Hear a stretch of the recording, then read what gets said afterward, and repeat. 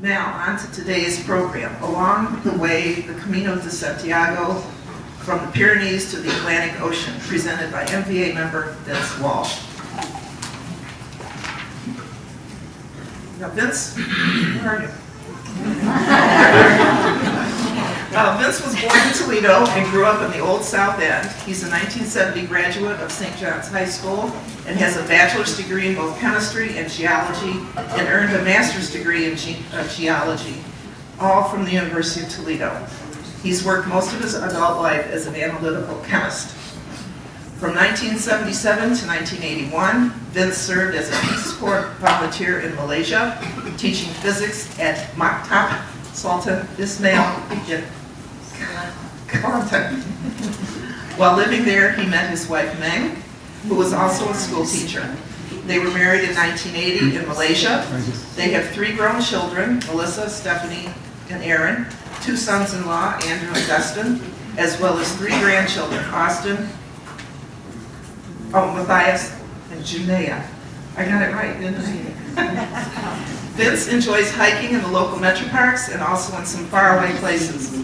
After retiring in May of 2020, he was looking forward to spending more time with his grandchildren, as well as to pursue his passion for hiking and exploring other cultures and ways of life.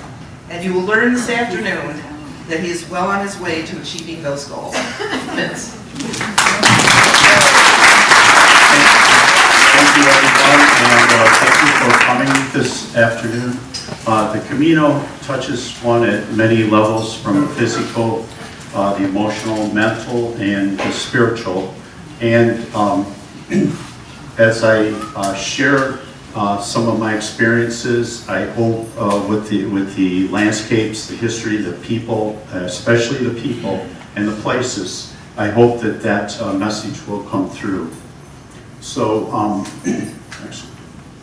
I have 3 parts to this talk, and it may be a little long. First, how it is that I came to do the Camino, and there I'll just give some general information about the Camino and a few flashbacks that I have. Then the second, the journey I took in 2012, just 11 days, and then a journey I had in this past fall in 2022, 41 days from Saint-Jean-Pied-de-Port to Finisterre on the Atlantic Ocean. Now, I've been given 2 directives by somebody with a maybe inappropriate amount of influence, but number 1, show many pictures. Number 2, tell some jokes so people don't fall asleep. Well, I'm a pretty serious sort of guy, but there will be many pictures, so I ask you to just sit back, relax, and enjoy the walk. So for me, well, let's say it was the fall of 2011, a late Saturday afternoon, and I turned on the television in the midst of a Rick Steves presentation on Spain. And he mentioned a pilgrimage, and to the best I could remember, I'd never heard of this before, but I was instantly captivated. And I went straight away, I went to the library. I wanted to know, what is this, what's it all about? And there I found a book by John Brierley titled The Pilgrim's Guide to the Camino de Santiago, and I began to read. So the general name for this Camino, of course, is the Camino, or this pilgrimage is the Camino de Santiago. The translation is the Way of St. James, and the James spoken of is the Apostle James, the brother of John. He's depicted there as a pilgrim, or as it's known in Spanish, a peregrino. And the particular route described in this book is known as the Camino Francés, or the French Way.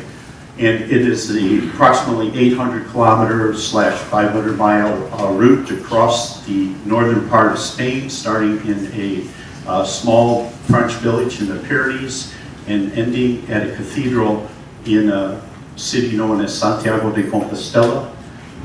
This is how I found that French village, Saint-Jean-Pied-de-Port, on a beautiful Saturday afternoon this past fall. And this is the cathedral in Santiago. in the early morning light in mid-October, this past mid-October, as I was just setting out for my last 5 days walking onto Finisterre. So the country of Spain is divided up into regions known as autonomous communities. And this route passes through 4 of those. I didn't quite mark them up here, but it starts in the East Nevada, a Basque area, La Rioja wine region, and then a big region called Castilla y León, and then into Galicia, where Santiago is. There are cities along here, 4 main ones, Pamplona, Logroño, Burgos, and León. And there's many small towns and villages, and there's a lot of contrast. So early on a Sunday morning, I found myself in the city of Logroño in the midst of their autumn annual wine harvest festival, and there was a lot of celebration going on. I got a picture with some young Spanish guys on the left there, and I have to say this clearly, is Calle de Laurel. It is a street famous for its tapas bars. And so 1 week later, I was here in the town of Hornillos, slightly less crowded place.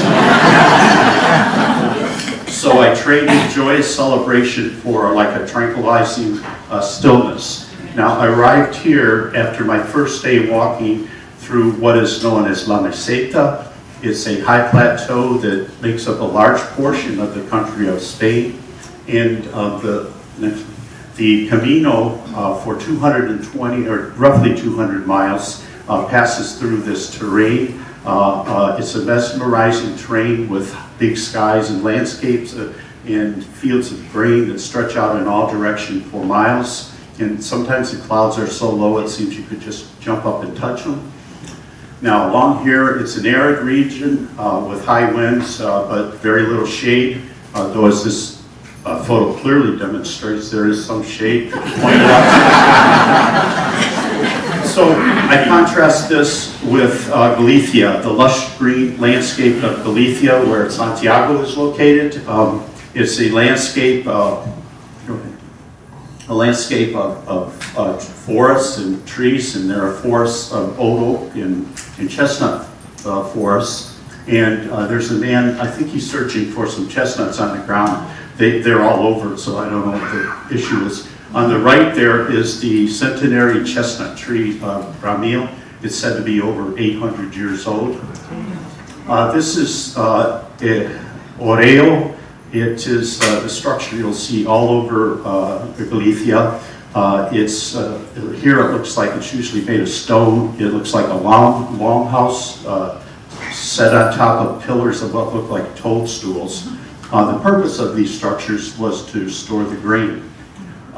This land, Galicia, has its own language, Gallego, and it has a rich Celtic heritage. It's also a land of rainbows and miles of shoreline along the sea that could remind us of another Celtic land, possibly one that we heard about just this last week. So I was sitting there that Saturday evening in the library going through all this stuff in the book, and I could have never have imagined, and this is 2011, that 9 months later I would be here in the beautiful city of León, Spain, with the majestic Gothic cathedral and the what is known as the Casa Botinas, one of 2 Antoni Gaudí buildings along the entire Camino Francés. But I would have 11 days just to do a portion of the Camino at that time. Nor could I have ever imagined that 10 years later I would be here in that French village of Saint-Jean-Pied-de-Port, ready to embark upon a 41-day journey across the entire Camino Francés to Santiago and then onward to the Atlantic Ocean. Of course, I was excited, but there was a sense of trepidation and fear as I looked out the window of the train on the way to Pamplona and then the bus on the way to Saint-Jean, and I'm saying to myself, I'm going to be walking through this, but that's okay. Next one. So along the way, when you're on the Camino, you stay at places referred to as albergues. These are some of the ones that I stayed at. And for the most, this is where I stayed. A few times I didn't. In the bottom there's a young feline friend along with about 20 associates. They were guarding my laundry as it flapped in the breeze in a place called Fancy Bédon. And every albergue is laid out a little bit differently. Here's usually there's bunk beds, and I would always make a mental picture of where everything was at in case coming back from the restroom during the night. So as I'll say it as they say, computer language, and error does not occur. Because all these beds are meant to be single occupancy only.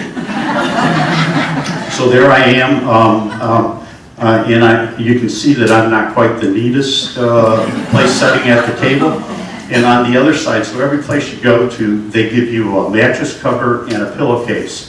And they don't have our type of pillows. They got these bolsters. So I'm struggling because I think they make those pillowcases just slightly small enough, and I'm struggling to get that one on there. But thinking back to that day, and there's a little thing written on the rim of that can. I could have never imagined that I'd be doing this, that I'd be saying Buen Camino, which is the standard pilgrim's greeting that it just sounds like a simple phrase, but it evokes so much more. Or could I have ever imagined that I'd be like this guy? Well, maybe not exactly like that guy, but that I would be a peregrino. But something spoke to me and said, you're going. And before I went, I had some concerns, and John Brierley was the only person I knew about, so I wrote him and I said I have 3 concerns. Number 1, I don't speak Spanish. Number 2, I'm a vegetarian, though I do eat eggs and cheese. And number 3, probably most of all, I'm visually impaired. And more than anything, this might not have been a hindrance, but more of a motivation for me. So in May of 2012, a Monday morning, I was here in San Marcos Plaza in León, and I was feeling a little bit out of it because of jet lag, and I don't think I slept that night, but I would be traveling along with those 2 people on the right there. In the building right there, it's known as the Parador San Marcos. And if anybody's seen the movie The Way, there's a point in there where they splurge and stay at a very expensive hotel. This is the place. Well, a couple hours later, I found myself alone out on this earthen pass, and I was really, really excited because I had remembered that in Brierley's book was a picture almost identical to this. And I could see someone possibly up ahead. Well, when I got up there, it turned out to be a Korean couple. Now, the Camino is well known about in Korea. In fact, they had a reality TV show where a couple, I believe they were chefs, Korean chefs were working in an albergue in Spain. So this was the first albergue I stayed at, Villa de Mazarit. I was pleasantly surprised when they said, we're having a vegetarian dinner tonight. Wow. And I tell you, in Spain, wine flows just as freely as water. And you can see the smiles on the people's faces. So to stay in an albergue, every pilgrim carries what's known as their credentials or pilgrim's passport. And it's a simple little booklet, accordion-like booklet. And at each albergue you go to, they will stamp it and date it. Now you want to have 2 stamps every day, so you can get these stamps at other places like bars, restaurants, churches, and museums. So I was trying to cram 13 stages into 11 days. I wasn't successful at it, but one of the reasons was I wanted to come to these really exciting places like this. This is the bridge over the Orbigo River. It's a, I believe, 13th century bridge, and I just was fascinated to be there. In 1434, there was a knight, Don Suarez Piñones, and he was spurned by the fair maiden to whom he pledged his love. He was so distraught that for 1 month he would challenge any knight to a duel who attempted to cross this bridge, and it was those jousting duels. So now they reenact this once every year, and you can see probably back there maybe the bleachers. But before I got to this bridge, I came to a road, and I was like, I didn't know which way to go. And it was a busy crossing, and a couple pilgrims came up beside me, and they kind of showed me the way across. And it was that they expressed an openness and a friendliness and a kindness to me and an acceptance. And there's a lot of beautiful things that you see on the Camino, but probably the most beautiful thing of all is this human interaction that occurs. That's Michael from South Africa and Martina from Germany. So we would walk along for the next 12 miles, and I was getting kind of thirsty, a little bit like I am now that I got water. And all of a sudden I came like to an oasis in the desert, this Donativo. It's a site operated purely on donations. And the man there in the black shorts and the orange shirt is David. He supplies this every day. And in 2022, this last October, was still there. He was still there. Incredible. So we would arrive at the town of Astorga, Spain. It considers itself the chocolate capital of Spain, if anybody cares. Those are two of the most prominent buildings there, and we're going to look first at the cathedral. And notice that the orange color of the tower on the one side, I can't say left or right because it's all backwards. But anyways, a earthquake hit this cathedral in the year 1755, knocked that tower down. I guess it wasn't rebuilt until the 1900s. You have this contrast in colors there. That's some of the beautiful carving that's done on the face of the cathedral. This building is known as the Bishop's Palace, and it's the second building by Antoni Gaudí along the Camino. The exterior is all done in granite, and I had a chance to go inside at this time. These are 3 pictures from there. On the left is the chapel, which I thought was really beautiful, the most beautiful part inside. On the right are some stained glass, and in the middle is either a replica or the original, what is known as the Cruz de Ferro, or the Iron Cross. So the next day I started hiking up to the highest point on the entire Camino, and this is part of the way up there, El Ganso, and I'm there at the cowboy bar getting a coffee, and I'm thinking, this place belongs in the western part of the United States. Well, then I remembered that the Spanish had provided us with 2 of the main ingredients for cowboys: cows and horses. And we got to provide the boys, though. So I went to a place called Rabanal, where I stayed the night. And that first night in Leon, I had met an older couple from Germany. And the man said, when you get to Rabanal, go say hello to my childhood friend who's a monk at this Benedictine monastery there. So the man's name was Ernst, but I don't remember this monk's name, so I took a picture with him. And I went to the service there in that very old church. So the next day, I would climb up to that very high point. It's known as the Cruz de Ferro. It's probably the most important site along the entire Camino, excluding Santiago. And people would bring stones from wherever they had come from and leave them here. The man there is Paul, in about, what happened? I'm out of here.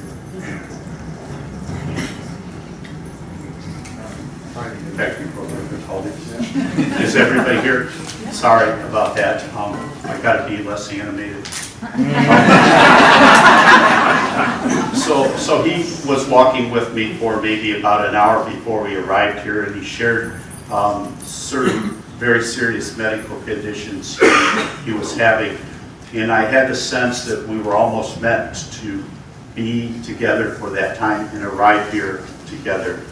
I would sit down to write a letter, and I never saw Paul after that. But this is a very high country up here, and I passed by probably the most unusual barricade along O Camino at this place, Manjarin, and basically that's all that's there is this, but I didn't stay. I kept on going across this beautiful, it's just beautiful high country, and it probably was like 6 or 7 miles you go across, and then you go down a very steep decline. So a couple days later, it was climbing again, and this time I'm climbing into Galicia, that part of northwest Spain that where Santiago is. And that's a guy I met along the way. His name is Santi. That's short for Santiago. And I was like, yeah, you're putting me on. But I really couldn't understand because he didn't speak English, and my Spanish is very limited. But he's one of less than a handful of people that I ever encountered pulling their backpack. And he keeps telling me, oh, that picture on the right, he has clothes on. He's just got his shirt off there. But it was beautiful hiking through there. Off in the distance, I could hear what I thought were cuckoo birds. And I know that because they were going cuckoo. But this is probably a very historical town in Otebreiro, the town of Otebreiro. This is very, very special town in Galicia. Go to the next picture. This is what a traditional, very old home would have been in those days, and the animals and the people, they each had their own side. And the roof is, I believe, made of straw from rye. So the bust up there is a bust of Father Elias Velin de San Pedro, who is probably the one person most responsible for the modern revitalization of the Camino Frances. He was the priest at this church here, this 9th century church at Santa Maria Ariel. And what he did was in 1984, he got an enormous amount of yellow paint, and he went throughout the Camino in the north of Spain, and he painted yellow arrows all over the place. And these have been the guide for pilgrims, you know, for almost the last 40 years. And they kind of give you the direction to go. Now just notice the one in the bottom right there. Yeah, so, you know, that's a modern one, and the rest of them give you good information, so you got to know at that point. So going on to the next one. So sometimes there's no place for an arrow, and I came to this end of the road, and I'm going, which way do I go? And I look, and there's the stones. So you'll often see those. This pond or pool, actually, I think it's a fountain. And I came here, in the background, this is a gigantic scallop shell, which is probably the oldest and most enduring symbol of the Camino. And you will see that many pilgrims will hang a scallop shell from their backpack, and you'll see metal ones embedded in the pavement as an indication, yeah, you didn't get off the trail yet. And there's a stylized one in the blue background, and then in the stone, I don't know if you can see it, but there's one there in the middle of what's known as the Santiago Cross. And this is the Santiago Cross. They're usually depicted in red. The two on the right here are pendants that a woman had in the shoulder strap of her backpack. This is my daughter Melissa and my friend Mary. And so what happened, and they came and met me in a town known as Sarria in Spain to walk the last 5 days of the Camino with me. And so what happened was Mary, and our husband Tom, I told him that I was going to be doing this back then. And Mary was very excited because she had just been at a premiere of the movie The Way, and maybe you may or may not know that movie, but Martin Sheen and his son Emilio were actually present at that premiere, and so they were able to come and walk those last 5 days with me. So Sarria. So why Sarria? So for anyone who walks at least the last 100 kilometers of the Camino, of any Camino that goes to Santiago, you can receive what's known as a Compostela. And so this route from Sarria to Santiago is probably the most walked route of the entire Camino. So this is a town along the way, Portobarin, and the town used to be right there where the water is now, but there was a reservoir built there, so they, at least I've been told, that they moved the town brick by brick up onto higher ground. And there's the church that used to be there, St. Nicholas Church. It looks like a fortress. And you learn stuff when you're out on the Camino. This is the first time I ever learned what a photo bomber was.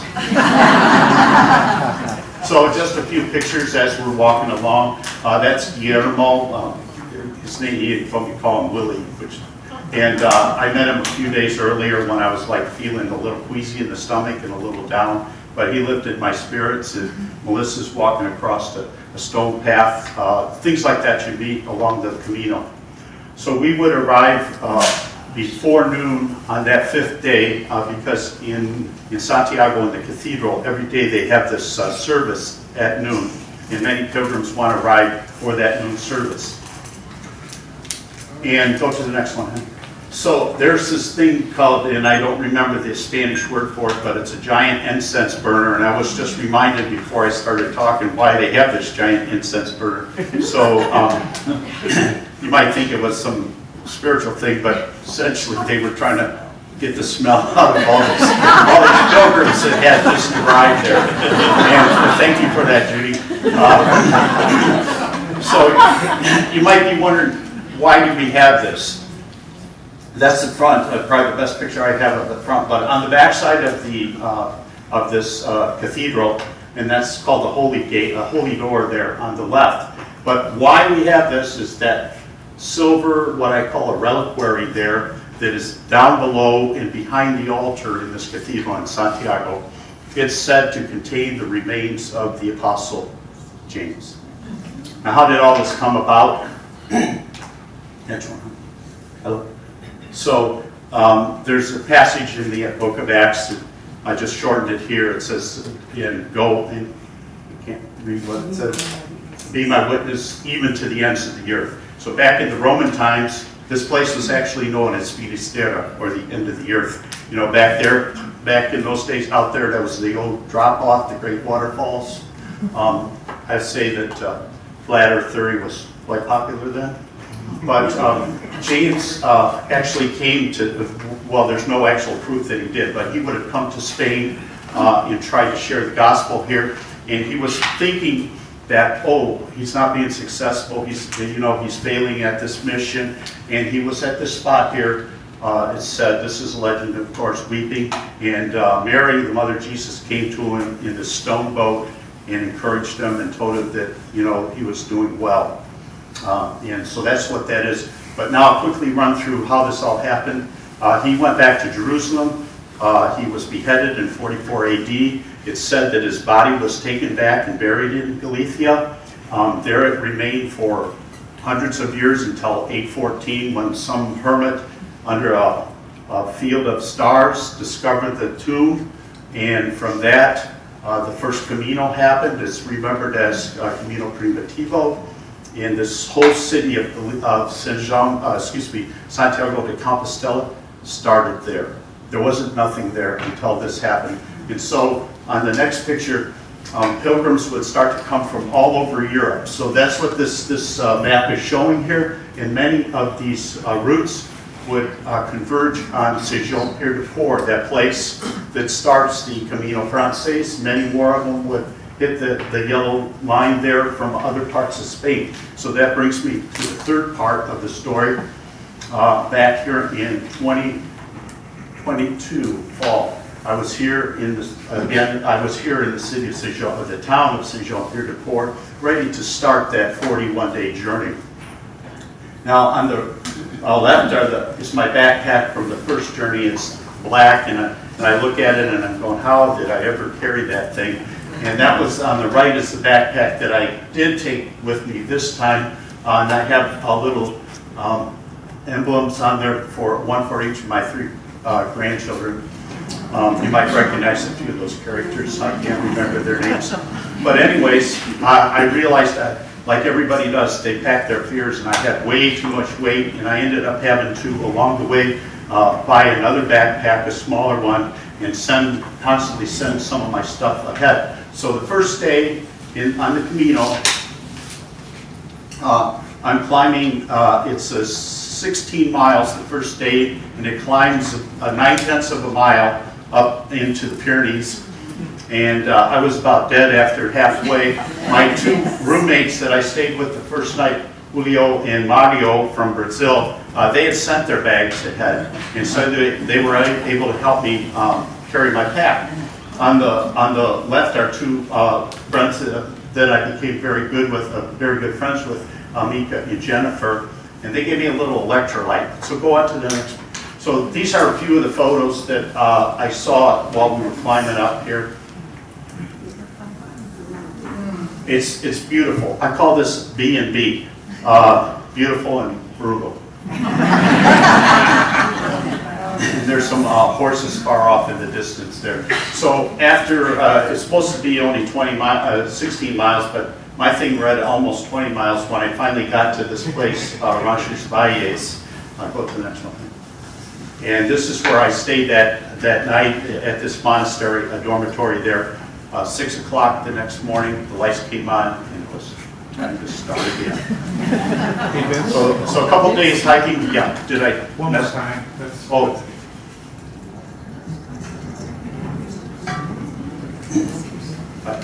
I must have been sleeping. That's okay. I will stand still. So 2 days more hiking. I came to this town, city of Pamplona, probably most famous for the running of the bulls. And then I, after 9 miles from there and a rather steep climb, I would come to what is known as the site Alto de Padredon. It translates, I believe, as the height of forgiveness or the hill of forgiveness. Originally, there was a basilica here for several hundred years, but Napoleon's army, when they came through here in the 1800s, early 1800s, when they invaded Spain, pretty much destroyed it. And I think the name of the basilica was Our Lady of Atonement, and I believe that's where this name, Alto de Padredon, comes from. But in 1996, a sculpture was erected here portraying 12 pilgrims, and it's meant to represent the history of the Camino, with the earliest ones there on this side, and over there, the last two, you can notice they are in modern clothing, and they represent this rite of revitalization of the Camino. The company that put this up was the same company that put these 40 or so windmills along the ridge line of the hills. This is 19 vertical stones that represent 92 people from 19 villages that were killed and buried in a mass grave during the Spanish Civil War. This is a memorial to them. So this is the descent off of this high place. Is rather stony, covered road. Far off in the distance is what is known as the town of Puente la Reina, and it takes its name from the 11th century bridge that is in this town. The bridge is said to have been, the building of it said to have been initiated by the queen here of this area, therefore it's called the Queen's Bridge. In Nevada, there are some beautiful landscapes. I thought this was beautiful. Far off on the hill in the distance is the town of Atlanrtc, and in the foreground are some olive groves and some rows of grapevines in between. And then I came to a Roman bridge, and I think this was on day 6. This peak was following me, or I was following it. It's a difference of opinion or perspective, but I think I made a wrong turn and ended up climbing up through a forest in the mountains. Those things happen. And another scene. And I would be hiking alone for most of the day, so it was always great to share the meal at night or in the evening with other pilgrims. And here we're having a communal meal. And a friend of ours, Jeannie, Ming, posted this on Facebook. I got to get close enough to read. How interesting to see the number of mature pilgrims. I think that's code for something. But I will say that there on the Camino, there's no age disconnect. I mean, I interacted with, walked with, and shared with I'll say pilgrims of all maturity levels. And this place is known as Casa Abuela, which in my understanding of Spanish means grandmother's house. And I believe this is where that old pilgrim song comes from, over the hills and through the fields. Grandmother's house we go. See, somebody asked for jokes. But we're going to look at some of the food along the Camino. That's a tortilla español, a Spanish omelet, and that's probably the most beautiful one I ever saw. Unfortunately, I was not hungry, or at least unfortunately for me. But and on the right there is the typical lunch. It's a cheese sandwich with tomatoes, a botella con queso y tomato, and then a café con leche, or a cup of coffee with steam. And so here I am having my meager breakfast, and there's a couple young canine friends want a few morsels of this, which I of course I gave them some. And I won't spend too much time on food because you all might get hungry. But up there in the upper left is a tomato salad, and they told us that these tomatoes grow wild, and they were from the original either seeds or plants that was brought back to Spain from the New World in the 1500s. On that salad in the middle, they like to put what's called white asparagus on it. And then in the bottom right is a lentil stew that you often find that in Galicia. A couple of specialty dishes, that's paella on the left. It's the traditional dish of Valencia, Spain. And a couple of friends were having this as we celebrated in Santiago. On the right is a Korean dish. Yeah, so whatever it says there, but I had this at an albergue in Castilleries. This is a church, it's an octagonal-shaped church, the Church of the Holy Sepulchre. It takes its name and it's designed from a church in Jerusalem that I've never been to. So I entered this region known as La Rioja. It's considered the top wine-producing region in Spain, and there's some beautiful grapes there. Well, we lost the grapevines, but there's the beautiful grapes. So this structure found in La Rioja is a gardavina or a chozo, and its purpose was as a shelter for the workers and their animals during inclement weather. Now it's kind of like kept there as mementos of maybe a more romantic past. So I walked through this rather surreal looking path environment, and I had to think, did Salvador Dali ever walk through something like this and become inspired? Sad. This is a sad photo. It was early morning, and I was coming up, and I saw this sort of bronze cast atop of these what are supposedly sunflowers. And I got closer, and I realized they only came up to here, and I'm thinking, these must be some miniature variety of sunflowers. Well, then I found out that there was a drought, and sadly the entire, sorry, I should have said turn away if you would be saddened by this, but the entire sunflower crop, which is pretty big in Spain, was lost to the drought. No smiles. Sad. Let's move on to something else. This is the place of San Juan de Ortega, and that's a forest that I walked through and up and over some hills to get there. San Juan, or St. John, this particular John, was a hermit, and he lived here. He built this, not this church, but he was there, and he would care for any pilgrims that passed through this region. And that was, he had devoted his life to doing that.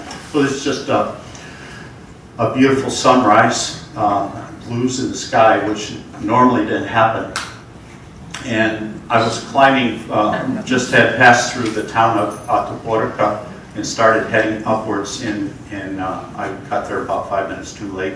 And this flock, is that the right word? Flock of sheep? Mm-hmm. Yeah, they were making their way up the path and then off to the left to graze, so I just enjoyed it. Then I came to a very high area which was covered with stones, and reading in the book it says you will have amazing views from here. I could barely make out those two people walking across this stone-covered landscape right there in front of me. And but I was on my way to the city of Burgos. I had looked at this before I went to Spain, and there's an alternate route that you got to cut off at about 10 miles before you get there, and you hike along the river, and then you come to this beautiful promenade. And everybody that did not take this route wished they did. So I'll go back. Oh, that is the cathedral that I was seeing, but there was a little rain in the air. And then I finally got to the cathedral here, and there's a man on horseback there. He is Rodrigo Diaz. He's Spain's absolutely probably most greatest hero, and the Moors dubbed this guy El Cid. He was born very close to here in a little town, I think it was Bibir or something of that nature. So I went inside the cathedral. I took some time. I was able to go inside. It's just beautiful in there. I don't want to do a lot of pictures, but the one I do want to show, the next one here, that's a painting of El Cid and his horse, and I don't know his horse's name. Sorry, but it is famous. And he and his wife are buried here in this cathedral under that space right there, right below that enormous, I guess you would call it, dome above them. And the chest is some special chest, but I've never read the story of El Cid. He lived in the 11th century, and he died, I think, in 1099. A real character. So the next morning, I'm heading out in the darkness, trying to find my way through all these streets in Burgos, and no one's around except I just noticed one man coming towards me. And so we begin walking together, and he's following the directions on the app on his phone. He's moving very fast. I was moving a little bit slower, but he slowed down so I could keep up with him. And he spoke with an accent, so at first I thought he was Spanish. But then he told me he's from Israel. And then he also described how when his son had come of age, he and his son had trekked the entire length of the country of Israel. Probably something much more difficult than doing the Camino. But now he was here to mark a milestone in his life as he had just turned 50. So we would walk on together, and then eventually light came, and he would go off ahead of me, and I would slow back into my normal pace. I thanked him for his companionship and kind of like guiding me through this maze of streets and out into the country. But this is how it is on the Camino. Later on that morning, I had walked past this particular small little church, or as it's known in Spanish, in Ermita. And for some reason, I turned around, I came back, and I went in here. And what I found on the one side was a man playing an accordion, and on the other side was this woman who I assumed to be a nun, and she was putting these religious necklace around this person's neck, and she did that for every person who came in there, even me. And that's a close-up of it. I didn't take that off only once during the rest of the Camino, but that was of very little monetary value, but the significance it had for me was just incredible. One of those experiences just hits you and you don't know. Another church I was passing by, and then I noticed the name Immaculate Conception. That's the church I grew up in here in Toledo, so I had to go in. And there's some pictures inside there. There's a special cross there. And go ahead, honey. Town of Pastor Harris, up on the hill. Okay, I'm going too slow. My wife says I need to speed up.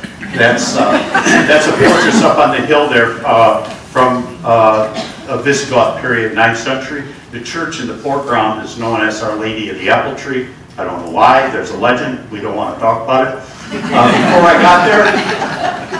I got there, I found one of those really incredible places that I wasn't expected. It's the ruins of St. Anton. And the Camino passes right under the arches of this ruins. It's from the 14th century, was a monastery here that served the pilgrims that were coming through. And all throughout there, I would see the symbol Tau, possibly because it looks like the cross of Jesus.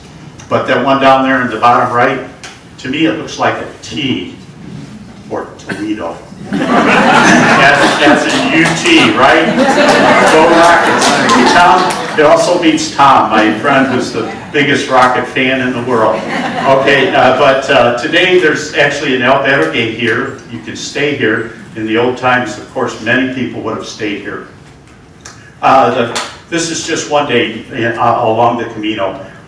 You know, you have a routine, you have a rhythm that's all the same every day, but every day brings its own adventure. So I'm just going to step through one day on the Camino. I kept looking back to see the beautiful sky as the sun came up, and then I came upon this beautiful canal, and the early morning lights just played on it.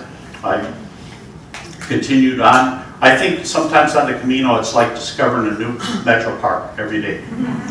So I crossed over the canal, the locks, and I looked back at the boat on the canal. Then I took an alternate route along the river for about 6 miles. I think I saw maybe 3 people. Then I was back onto the normal route there, onto the the town of Carrion, and that's it there. So I was out that evening, and a couple people I just met the day before said, "Hey, we want to go find the singing nuns." And I said, "Okay." We never found them, although I know we found them, but they told me, no, this wasn't it. And so we never found the singing nuns, but that night, that evening, I ended up at this church, and I had service in the Pilgrim's Blessing. And that's the day I went back home, went back to my place. I got ready for the next day to start all over again. But now I'm going to jump ahead to the town of Molina Seca, a beautiful little town. And right there, the woman is Abby, whom I met a few days earlier. She's a committed vegan in the best sense. She follows an SOS-free diet. She was doing a blog. She interviewed me for her blog. But then she told me, when we're in this town, we need to go find Guru Tim. Now, who the heck is Guru Tim? Well, that's him right there. And he turned out to be an American who had walked the Camino some years earlier. It changed his life, and he moved to Spain. He'd been living here for 4 years. He's at this church every day greeting pilgrims, and he actually, one of his missions was to make this grounds around this church a place of meditation and reflection, which I believe he had done. Go ahead, hon. Go ahead. This is a nice Templar castle. I have a lot about the Knights Templar, but we'll just pass through here. I had a chance to visit this castle. Go ahead. Another day, I was walking through this beautiful vineyard in a section called Atlanrtc. You could sort of sense the aroma of paprika throughout the air. It was just beautiful. Came to this town, and after leaving this town, I had about 6 miles. Then I said, for whatever reason, we took the high road there.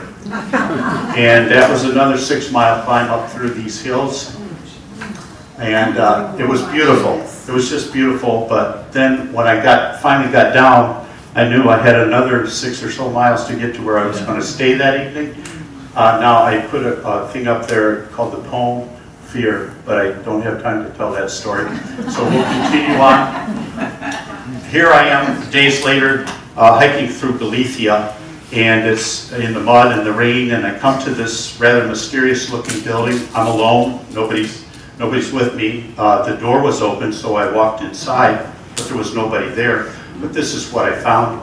So later I find out that a pilgrim had passed this way sometime before. He was an artist, and he was taken by this place. He obtained it, and now it's his art gallery. Days later, I was kind of alone, and I'm walking down the road, and I hear my name called, and I look over, and I see all these friends that I hadn't seen in over 3 weeks. I saw them last in Logroño, and Big says, "Why are they all women?" Well, anyways, I would see him over the next several days, and then I would Next one, I would stop at this ruins called, it's a castro. It dates from the 3rd century AD, or excuse me, BC, and then it's a little ways off the Camino, but I saw the sign, I said, hey, let's go. I went there. Next one. So here I am, I've arrived in Santiago, and Ming was, I don't know if she was impressed or whatever when I put that caption up there on how high I was jumping. So, you know, we don't use that British stuff here in America, but that's well over 1.5 inches. And there's a reason why I put that caption up there, but we don't have time for that story either. So I got to Santiago, and I wanted to stay a day because probably the saddest thing to do is to arrive here and have so much joy in your heart and then not be able to share it with those people that you've come to know, that you've come to really share the whole journey with along the Camino. I mean, there's many people here every day, but it's only the ones that you've contacted, you've touched, you know, that have touched you. And I was so fortunate that the people we just looked at, we all came in here together. But I stayed an extra day. It rained, and then I made the decision I will walk onto Finisterre. It's that red line on the bottom, and it comes over here. So I'm just going to walk through these next set of pictures that I had. And they might look, keep going, honey. And they might look really nice, but every day I got dumped on. And by that I mean rain. And I mean buckets loads of it. So you know that Higgins character? You know, he was really good at elocution, but he had no idea about Spanish weather. The rain in Spain, it don't fall on the plane. Pretty much all of it fell right here in Galicia, and I've got the proof. And there, I was with a friend, and she had just stopped to put on some dry socks. And then we came to this little flooded area, and all for naught. I had dinner with some other pilgrims here, and I don't know how this stuff happens, but the conversation turned to New York City, then it turned to the New York Yankees, and then the woman next to me on the right, Irene, who I knew pretty well, she's a former athlete, she teaches athletics. She said, could you explain the game of baseball? And, you know, I never think, you know, people from other countries, what the heck are those people doing running here and there, and how do you actually win the game? So I was moving all these wine glasses all over the table, and fortunately dinner was about over, but I could see people like, you know, where did the ball go? And so I think everybody had to get a clean glass after that. But the other reason, oh, you went too quick, is that picture up above there. I asked the people when I got there, I said, where is that? And they said, well, you go back down the Camino, and then you hike up this hill, you know, however. And I said, we got to go. So I found this spot, and it looks like an alien spacecraft that landed here a few days ago, or further back in time. So I captioned that the Flintstones meet the Jetsons. Now many younger people might not understand. Early ET. And so there was more rain, and we're going on there is Finisterre, the town, the fishing village is right there, and a couple miles further is out at the lighthouse. And so we're just going to look at these last couple pictures in Finisterre, but I want to end in Muxía. So go ahead, honey. That's the lighthouse. There's a guy standing there, almost getting blown over by the wind, and I tried to find somebody to take my picture. I couldn't get a nice sunset, but somebody pointed out to me, I think it was Pat, about that. It looks like a cross right up there in the center. I don't know if that was meant to be or what. Yes. So I left. By this time I took the bus to this fishing village of Muxía. The open ocean is on the right, and the sheltered harbor is on the left. Here I'm looking to the south. And Ming's going to just run through a few pictures. Now some people, you know, they might look at this and say accomplishment, or maybe it's something to tick off the list, but I understand those perspectives. But for me, it's been more of a gift.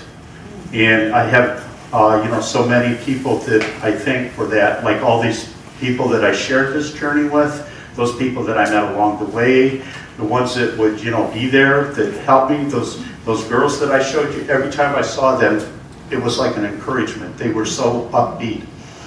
And so I thank all those people. And I also have to thank, you know, some friends here, especially Pat, who helped me put that board together over there, and all kinds of other friends. And of course, I want to thank my family, my son-in-law and my son. They downloaded these apps on my phone, so while I was gone, they could see exactly where I was at. You know, like, you know, talk about having no privacy.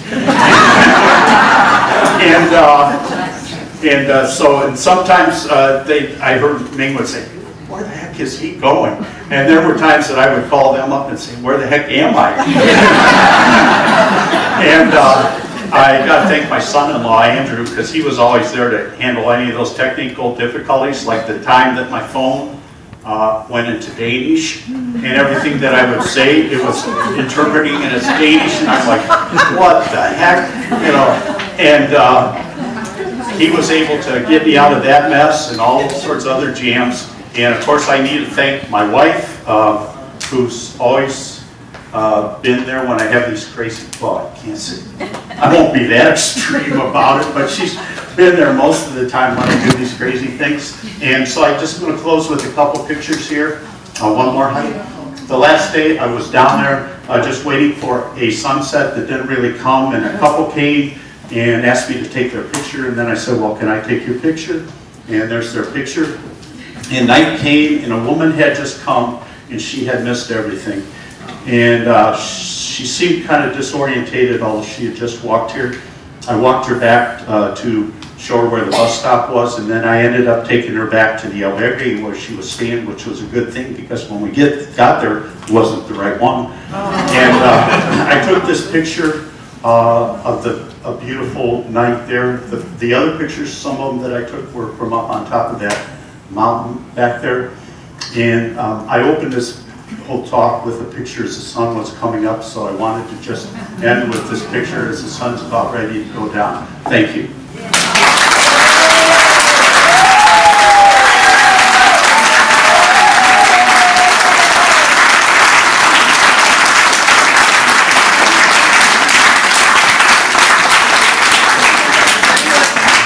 Does anyone have any questions? Yeah, Trudy. How about your cell phone? How do you keep it? How'd you do it? Oh man, cell phones are great. You know, there was a time I thought I had gone into the Matrix, or maybe I'd come out of the Matrix and we're all in the Matrix. I was ready to throw it on the ground because sometimes it went into this thing where every button I hit, it just talked back to me. Voice, you want to do this? You know, and every button I hit, it wouldn't do what I wanted it. So it's insane. But could you charge it? Oh, my phone. Oh, yeah. Well, this one, my phone just ran out. But yeah, almost every place had a place where you could plug in your phone. I mean, that's the stuff nowadays. When I went in 2012, I didn't bring any technical stuff with me. But that's the way tech has become. Now people navigate the Camino with apps. Sadly, one of the most popular apps, the Camino Ninja, the man who created it and kept it going, he passed away, and so now that it was a popular app. Now there's many of apps out there, and people follow it. You know, they look on their phone, and it gives them an arrow. Turn here, turn there. Any other questions? Yeah. One pair of shoes? Pardon? One pair of shoes? Yeah, one pair of shoes. I didn't get into all that technical to gear stuff, but yeah, I had one pair of boots. They made it through the whole journey, and some people like to wear low shoes, trail runners. Two popular brands of trail runners are the Ultra and the Hokas, but I don't wear those. I had a pair of mid-range boots because I have weak ankles. Are you taking all these pictures with your phone? Yeah, the ones from this last trip, yeah, I took with the phone, but the ones from the first trip, I had those digital camera things that I take the battery out and charge it whenever I get a chance. Yeah. Who was your typical daily load or backpack load and how much weight? Not very much. That first time I went, I probably had 25 pounds with me, which was insane, especially for 11 days. The second time, since I got that other backpack and I had to send stuff all the time, I may have 10, 11 pounds. And a lot of the weight, of course, is in water. But I would say my thinking now is I want to be a minimalist. Because the backpack, the second one I had, well, it was at least 3 pounds by itself. And I didn't go into too much on gear because I liked all that other, the gear's great. But people, they say pack their fears when they hike. But the thing is that the first time I went, I had all kinds of junk. And there's a lesson from it that most of what I carried was dead weight. And it's a life lesson that, when we go through life, much of what we have, we don't really, doesn't do much for us, and it just weighs us down. And I don't realize it until I literally got to carry it on my back. So you didn't have to cook or camp out or anything? Oh, no. You stayed in Yes, that's a very good point. I want to make this absolutely clear. This is not a through hike. The Camino Francés is probably the most well-known, the one with the most services along it. And so, no, I didn't cook. If I did, I wouldn't want to eat what I cooked. And there's always albergues to stay. But what I found out on this one is people are constantly calling ahead so that they know that when they get to this place, they'll have a place to stay. So I always had a place to stay, and I wouldn't eat. I'd always pretty much eat out. Like I say, I wouldn't want to. You wouldn't want to eat my cooking. But you can do it. You can cook. Most places have kitchens where you can bring your own stuff. You can cook it. You can buy some incredible vegetables and fruit, and things are not very expensive on the Camino. But what they could cook for me would be much better than what I could come up with. More questions? How many miles did you walk a day on the average? So there were 2 days when I took rest days out of those 41, but so including those days, I probably walked 6 or 7 miles on those days, but I was doing about 16, 17 miles a day. Some days there were like 20 miles a day, and so the way I look at it, now I think in terms of kilometers, 20 to 30 kilometers a day, that's pretty good. Once you hit 30 kilometers, rare. And if you hit 40 kilometers, I call that destruction. I met a guy, and he said he was going to walk it at a longer time this time. I said, okay. Yeah, he said, yeah, the first time I did it was 24 days. And I'm like, oh my gosh, this time I'm going to cut it back and do it in 28 days. Well, the sad thing was that this guy had met somebody at the airport, and that other guy decided to walk with this guy. And I said, well, what happened? He couldn't, he was gone. Yeah. Very few people. This is not a race, and everyone finds their own rhythm, their own pace. And so you go with somebody, so you have two friends, you go there. But what happens is you learn to adjust, and that person may walk a little faster than you, and yet you say, okay, we'll meet up at this spot, and then we'll stay together at this albergue. That's how it works out. I had a couple guys stand, and Larry would want to get wherever they're going by noon and stand. Now he had a problem with his knee, and he'd be like 2 hours behind them, but they all, met back at the same place every night. How do you pay for services along this 41 day? So that's a good question.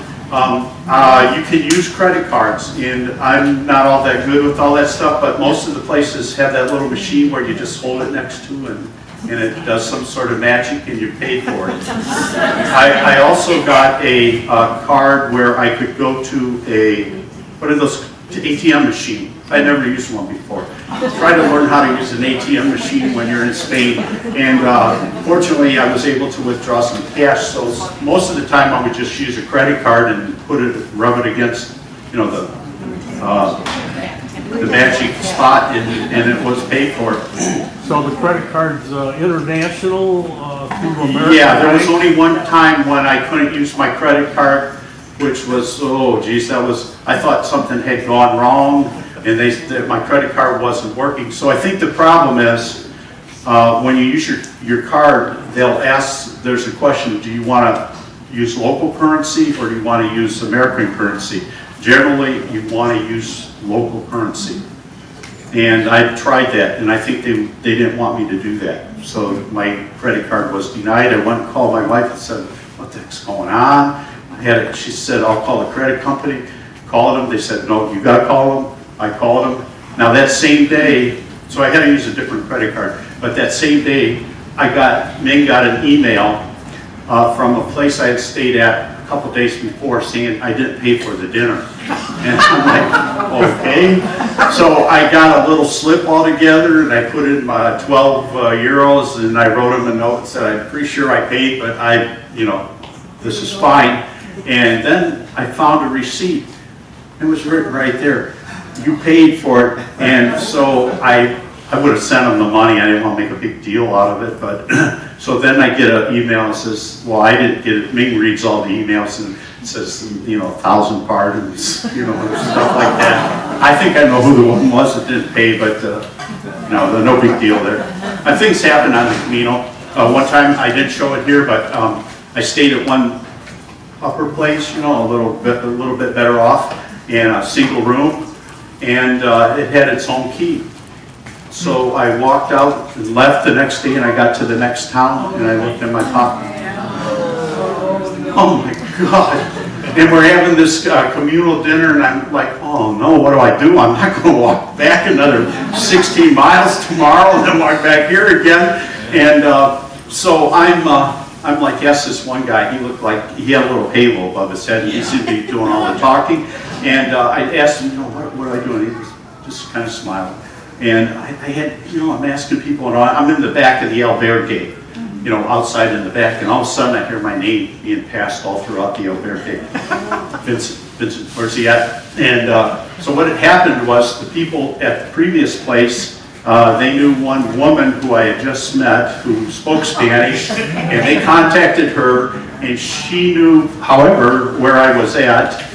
She called the guy back at the other place who knew the baker in this town, and so I'm at the place, and all of a sudden the baker's wife shows up, and it's like, every time I look at that and think about it, I'm thinking Sondheim, into the woods. But this is not quite as dramatic a tale. It'll never make it to Broadway, But those are the things that happen on the Camino, and things have a way of working themselves out. Yeah. Did you have any trouble staying on your vegetarian diet during the trip? So the fact that I would eat eggs sort of helped out there. Other than that, no. If you do that, because they have this thing they call tortilla patatas, tortilla español. That's what they eat in the morning. It's usually cold. It's a egg and potato omelet. You can find things. And this woman that I met, she was writing a blog for vegetarian places. In fact, it's becoming more popular. So I mean, you'd have to do some work to make sure you found those places, but I don't think it's as impossible as it might have been 10 years ago. No. Yeah. I have two questions. The Sure. first one is, you talked about sending the smaller backpack ahead. Who took it or what? Okay, so the Camino I see is changing from what it was 10 years ago. Things are becoming more like automated, so to speak. So every day there are these services that will take a backpack and take it to wherever you want it to go for the next day. Now, before, I think you had to do all sorts of plans and arrangements for this type of stuff, but there are several services And every albergue will have a little envelope, and you put in whatever they charge, €5. You put on the name of the place where you want the pack to go to. You leave it at the doorway in the morning. Somebody comes and gets it, and hopefully it makes it to where you had put down. So a little bit, because you brought that question up, I'll do your next question, but what happens is when you leave in the morning, you got to be out by 8 o'clock, and there's nobody down there. You know, normally the workers, the people that have the place, they just leave a little food. You want some breakfast, you know, grab some breakfast, you walk out the door and you're out in the darkness and on your way. But go ahead. Well, I've heard that you have to be careful and watch out for bad guys. God, I hope I'm not one. Oh, excuse me. I hope I'm not one of those, but, you know, It sounds like you met nice people, but did you run across to anyone who, you know, was trying to scam you or anything? I did not. And so that's one thing I wanted to say about the thing.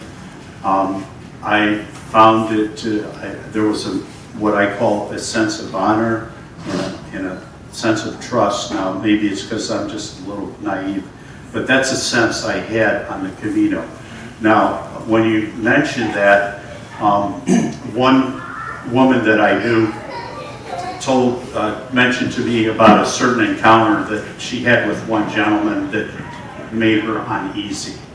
And so then it made me think, you know, the guys are, you know, I don't want to sound off, but for women, they want to feel that this is safe, and I really feel it is safe. I knew who the person was she was talking about. I would not have thought anything of, you know, the little comment or whatever he said, but I feel, and I met, you could have seen, there's many women out here. I believe that many women feel that it's safe and it's something where they really want to experience this, and I believe it is. That being said, I look at this blog that comes out every day called iBar, and they said that a woman in a wheelchair had money stolen from her. Now, to me, that's the exception. Everybody there has this common understanding. There's a sense of honor that I sense on the Camino, but I'm not saying that something bad couldn't happen. But not from the other pilgrims, I don't think so. What about getting sick? Did anyone ever get sick? Yeah, people get sick. Probably you get sick there. I've had a few people that were staying at the same albergue for a couple of days because they were sick. There's pharmacies there. Pharmacies are not like we have here where they're in the drugstore. There's actually a place that's a pharmacy. They can prescribe things for you. They can do things for you. Probably the biggest thing that happens is chafing. You know, most of all blisters. But I use something called hiker's wool to try to avoid that, and you can have chafing at different parts, you know, maybe in the groin. But, you know, that's there. I did meet two people. One guy was wearing shorts and the other was a woman wearing sandals, and they contacted something from a plant. And the one guy was saying like, hey, this could have been real serious, but he wanted to see the pharmacy. They diagnosed what it was, and he got whatever he needed. Another thing that can happen is you get tendons, and you know, and I've met people that had that problem. But anyways, I think they want me to stop here.